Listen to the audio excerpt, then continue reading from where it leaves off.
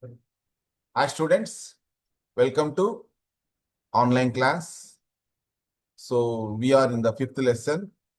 In this class, we are going to discuss about national income and methods of measuring national income. జాతీయ ఆదాయం అంటే ఏంటి, ఆ ఆదాయాన్ని కొలిచే పద్ధతులు ఏంటి అనే అంశాన్ని మనం డిస్కస్ చేసుకోబోతున్నాము. ఇది చాలా ఇంట్రెస్టింగ్ గా ఉంటుంది. మీరందరూ కూడా తెలుసుకోవాల్సిన బాధ్యత, లేదా మీరు ఒక దాన్ని సరదాగా తీసుకోవచ్చు. You can enjoy the subject. Okay, so practical గా మీకు గూగుల్ హెల్ప్ తో నేను మీకు ఎక్స్ప్లెయిన్ చేయడానికి ట్రై చేస్తాను. ఎక్కడైనా డౌట్స్ ఉంటే మీరు అడగవచ్చు. Now I will share the screen. Right, ఇక్కడ చూడండి. నేషనల్ ఇన్కమ్, జాతీయ ఆదాయం అంటే ఏమి, మెథడ్స్ ఆఫ్ మెజర్మెంట్ అంటే ఏది methods of measurement of national income అన్నమాట. అంటే జాతీయ ఆదాయాన్ని కొలిచే పద్ధతులు ఏంటి అని. సో మొట్టమొదటి అసలు నేషనల్ ఇన్కమ్ అంటే ఏంటి అనేది మీకు తెలియాల. నేషనల్ ఇన్కమ్ అంటే మొత్తం జాతి అంతా, ఓవరాల్ గా జాతి అంతా ఆర్థికంగా తన ఏమి సంపాదించింది అని తెలియచేస్తుంది అనమాట. అంటే ఏమి, it measures total economic activity. అంటే ఇప్పుడు ఎగ్జాంపుల్, ఈరోజు జనాభా ఎంత అనేది చూద్దాం. ఓకేనా, ఈరోజు జనాభా, టుడే పాపులేషన్ ఆఫ్ ఇండియా చూడండి, 147,42,12,12. ఎప్పుడంట? ఏప్రిల్ 26కి. అంటే ఆల్మోస్ట్ 1.47 బిలియన్ అనమాట. ఓకే, కీ first in the world. Urban population 37% ఉంటే మిగతా 63% ఎవరున్నారు? రూరల్ పాపులేషన్ ఉంది. ఎక్కువ మంది రూరల్ నుంచి అర్బన్కి వచ్చేస్తున్నారు జనాలు. సరే, కమింగ్ టు క్లాస్. ఓకే, ఇప్పుడు 1.47 బిలియన్ ఉన్నారు కదా, 147 కోట్లు. వాళ్ళందరూ కలిసి మొత్తం ఉత్పత్తి చేసే వస్తువుల విలువ కావచ్చు, సేవల విలువ కావచ్చు, దాన్ని మనం నేషనల్ ఇన్కమ్ గా భావించవచ్చు. దాని మెథడ్స్ ఉన్నాయో చూద్దాం. Okay, it is widely used by governments, economists and business managers. Dear students, national income provides a basis for economic planning and formulation. ఒక జాతి సంపాదించే ఆదాయం పైనే ఆ జాతి యొక్క ఆర్థిక ప్రణాళికీకరణ మరియు విధాన రూపకల్పన ఉంటుందన్నమాట. ఏమి, it helps in analysing the structure of economy and making comparisons over time. ఏం చేస్తుంది? మొత్తము ఒక ఆర్థిక నిర్మాణంని విశ్లేషిస్తుంది. 1 year లేదా 2 years, 3 years, 4 years మధ్య కంపారిజన్ అనేది ఉంటుంది అనమాట. ఏమి, ఎకనామిక్ డెసిషన్ మేకింగ్ కు ఈ నేషనల్ ఇన్కమ్ అనేది చాలా ఇంపార్టెంట్. సో నేషనల్ ఇన్కమ్ అంటే ఏమి? Total value of all final goods and services produced in a country during a specific period, usually 1 year. ఒక సంవత్సరంలో మనం అనుకున్నట్టు ఈ 147 కోట్ల మంది ఉత్పత్తి చేసిన వస్తు సేవల విలువను ఏమంటాం? వస్తు సేవలు. 147 కోట్ల మంది ఉత్పత్తి చేసిన వస్తువుల విలువను ఏమంటారు? నేషనల్ ఇన్కమ్ అంటారు. ఓకే, అది ఎట్లా సంపాదించుంటామంటే ఆల్ ఫ్యాక్టర్స్ ఆఫ్ ప్రొడక్షన్, ఉత్పత్తి కారకాలు అని ఉంటాయి. భూమి ద్వారా అంటే వ్యవసాయం ద్వారా, లేబర్ కూలి పోవడం ద్వారా, క్యాపిటల్ పెట్టుబడి పెట్టడం ద్వారా, వ్యాపారం ద్వారా, వ్యాపార సంస్థలు ప్రారంభించడం ద్వారా, వీటి ద్వారా ఏమి చేస్తామంటారు? Only final goods are concern to avoid double counting. ఏవైతే పూర్తిగా రెడీ అయ్యి ప్యాకేజింగ్ కు ప్యాక్ చేసింటారో వాటిని నేషనల్ ఇన్కమ్ క్యాల్కులేట్ చేయడానికి తీసుకుంటారు. ఓకేనా? సో సింపుల్ గా చెప్పాలి అంటే వ్యక్తులు, సంస్థలు ఒక సంవత్సరంలో సంపాదించిన ఆదాయాన్ని మనము నేషనల్ ఇన్కమ్ అంటాము. ఓకే, సో ఆల్రెడీ చెప్పుకున్నాము ఎకనామిక్ నేషనల్ ఇంపార్టెన్స్ యొక్క నేషనల్ ఇన్కమ్ అనేది. సో ఆదాయం తగ్గిందిరా అంటే ఎకానమీ కాంట్రాక్ట్ అవుతుంది, ఆదాయం పెరిగితే ఎకానమీ ఎక్స్పాండ్ అవుతుంది. ఇక ఈ ఆదాయాన్ని మెజర్ చేయడానికి మూడు పద్ధతులు ఉన్నాయి. ఒకటి ప్రొడక్షన్ మెథడ్, ఒకటి ఇన్కమ్ మెథడ్, ఇంకొకటి ఎక్స్పెండిచర్ మెథడ్. అంటే 147 కోట్ల మంది పెట్టే ఖర్చు అన్నమాట, 147 కోట్ల మంది సంపాదించిన ఆదాయము, లేదంటే 147 కోట్ల మంది ఉత్పత్తి చేసిన వస్తు సేవల విలువ, ఈ రకంగా కొలుస్తారనమాట. సో ప్రొడక్షన్ మెథడ్ చూద్దాం. చూడండి, this method calculates national income by adding the value added at each stage of production. ఉత్పత్తి సంబంధించిన దశలు చాలా ఉంటాయి. ప్రతి దశలోనూ ప్రతి దశకు విలువ కట్టి ఆ టోటల్ విలువను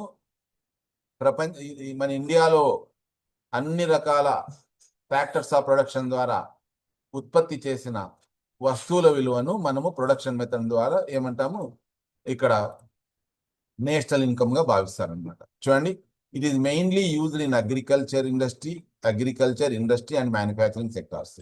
ఈ ప్రొడక్షన్ మెథడ్ ద్వారా నేషనల్ ఇన్కమ్ ఎక్కడెక్కడ కనుక్కోవడానికి ట్రై చేస్తారంటే, వ్యవసాయం ద్వారా వచ్చిన ఉత్పత్తులు, ఇండస్ట్రీ ద్వారా వచ్చిన ఉత్పత్తులు, మ్యానుఫ్యాక్చరింగ్ ద్వారా వచ్చిన ఉత్పత్తులను కౌంట్ చేసి దానికి వాల్యూ కట్టి ప్రొడక్షన్ మెథడ్ ద్వారా నేషనల్ ఇన్కమ్ లెక్కిస్తారనమాట.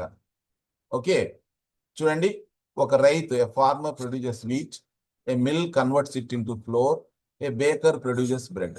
ఎంత అద్భుతమైన ఎగ్జాంపుల్ చూడండి.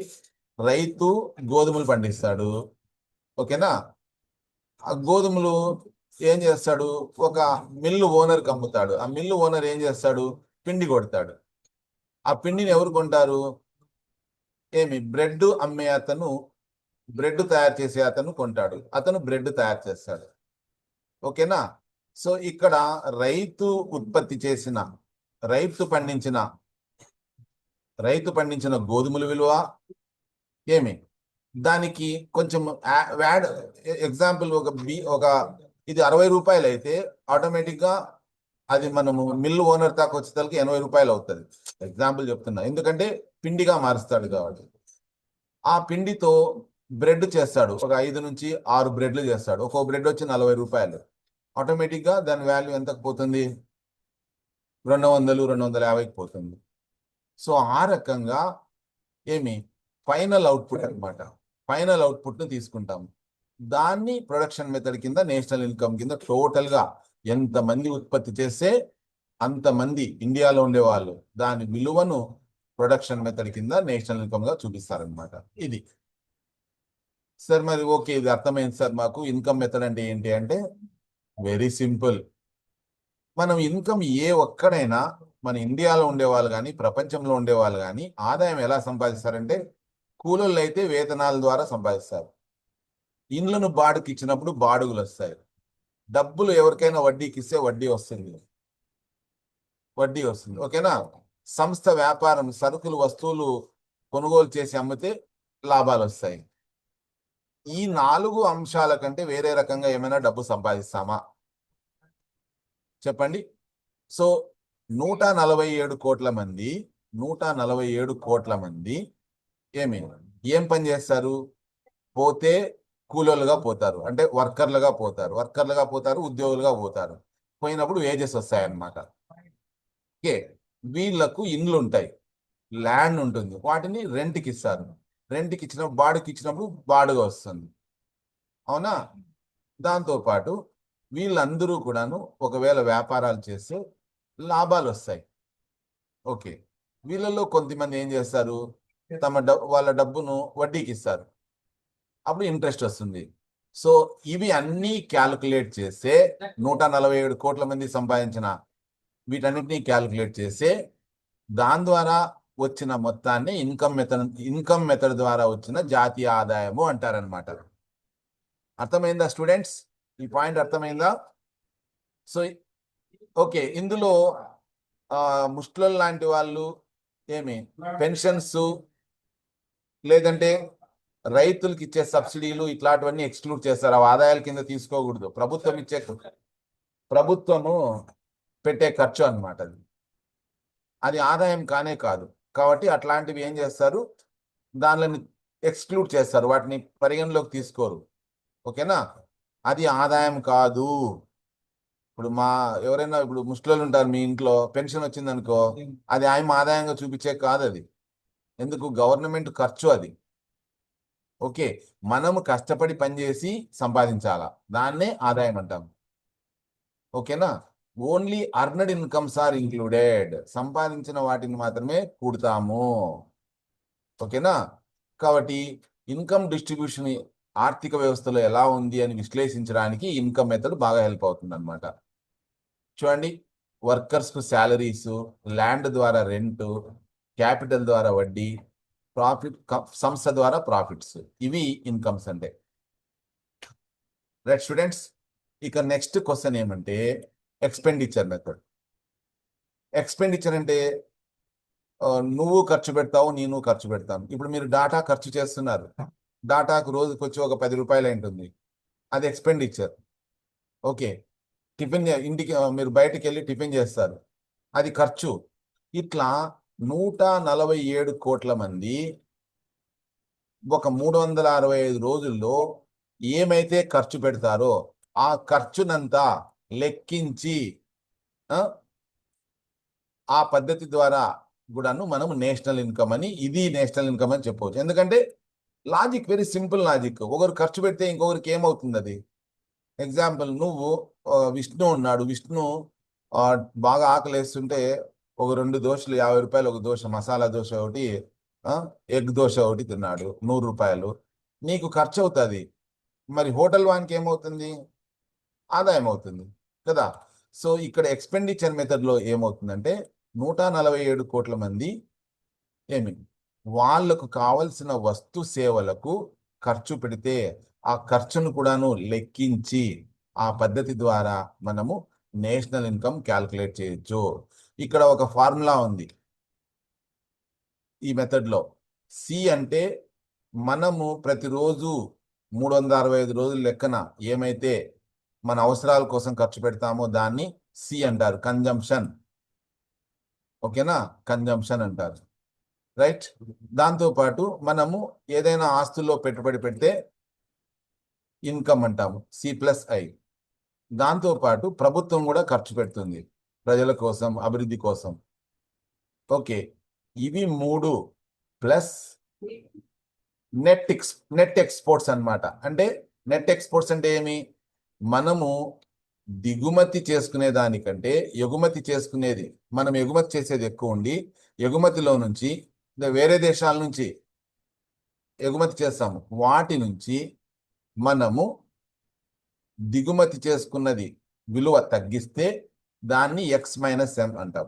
ఎక్స్ అంటే ఎక్స్పోర్ట్స్, ఎం అంటే ఇంపోర్ట్ అనమాట. X-M = నెట్ ఎక్స్పోర్ట్స్ అంటారు. సో ఇవన్నీ కలిపితే వచ్చేదాన్ని నేషనల్ ఇన్కమ్ అంటారు. ఓకే, ఇదేం చేస్తుందంటే మొత్తము ఎకానమీలో డిమాండ్, టోటల్ డిమాండ్ ఎకానమీలో ఎంత ఉంది అని తెలియజేస్తుంది. ఇవి చాలా wonderful concepts. Income method, expenditure method, తర్వాత ప్రొడక్షన్ మెథడు. ఓకే, ఇవి ఖచ్చితంగా మీరు తెలుసుకోవాల్సిన అంశాలు. కానీ ఒక ప్రాబ్లం ఉంది, అంత ఈజీ కాదు, ప్రాక్టికల్ ప్రాబ్లమ్స్ ఉన్నాయి. ఏమి అంత నేషనల్ ఇన్కమ్ను కొన్ని నాన్ మానిటరీ ట్రాన్సాక్షన్స్ ఉంటాయి.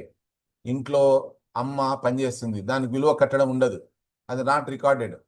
పొద్దు నుంచి సాయంత్రం వరకు నువ్వేంది, నేను ఉద్యోగం చేస్తాను అనుకో, ఒక 4 పీరియడ్ క్లాస్ చెప్తాను, కానీ పొద్దు నుంచి సాయంత్రం వరకు మేడం ఏం చేస్తుంది? పని చేస్తూనే ఉంటుంది. అట్లాంటివి లెక్కలోకి తీసుకోరు. కాబట్టి ఇవి అంత ఎగ్జాక్ట్గా ఉండవు అని. ఇంకా బ్లాక్ మనీ, ఇంకా స్మగ్లింగ్, ఇట్లాంటి నేరపూరిత కార్యకలాపాల ద్వారా డబ్బు సంపాదిస్తుంటారు, అవి కూడా లెక్కలోకి రావు, అఫీషియల్ డాటాలోకి రావు. కాబట్టి అక్కడ ప్రాబ్లం ఉందన్నమాట. కాబట్టి నేషనల్ ఇన్కమ్ను ఇట్లాంటివన్నీ కూడాను అండర్ ఎస్టిమేట్ చేయడానికి అవకాశం ఉంటుంది. ఇంకొకటి ఏమంటే అందరూ ఎవరు ఏం తిన్నారు, ఎంత ఖర్చు పెట్టినారనే స్టాటిస్టికల్ డాటా మనకు దొరకదు. కాబట్టి ఇది కూడా ఒక మేజర్ ప్రాబ్లము. మరీ ముఖ్యంగా మనలాంటి డెవలపింగ్ కంట్రీస్లో, అభివృద్ధి చెందుతున్న దేశాలలో డాటా కలెక్షన్ చాలా డిఫికల్ట్. ఎందుకంటే ప్రతిదానికి బిల్లు ఇవ్వరు, అసలు టీవీ కొన్నా కూడా బిల్లు ఇవ్వరు. ఇంకా దాన్ని ఖర్చుగా ఎట్లా చూపిస్తాము? వ్యాపారస్తులు ఆదాయంగా ఎట్లా చూపిస్తారు? కాబట్టి నేషనల్ ఇన్కమ్ లో ఖచ్చితత్వాన్ని మనము ఎస్టిమేట్ చేయడం అనేది కొంచెం కష్టంతో కూడుకున్న పని అయినప్పటికీ ఈ మెథడ్స్ మనము తప్పనిసరిగా ఏమి గుర్తు పెట్టుకోవాల్సినవి. వేరే మార్గం లేదు మనకు. ఈ 3 మెథడ్ల ద్వారానే ఒక దేశం ఎంత డబ్బు సంపాదించింది అని తెలుసుకోవడానికి మనకున్న మార్గాలు. So this is all about today's class, dear students. I hope I have made you understand the concepts. Thank you so much for your patient listening. Now I would like to take the screenshot తీసుకుంటాను.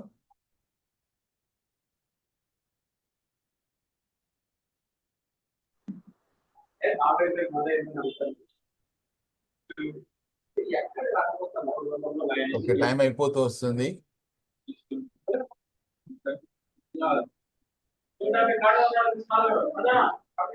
Okay students, thank you. Doubts ఉంటే రేపటి class లో time ఉంటుంది.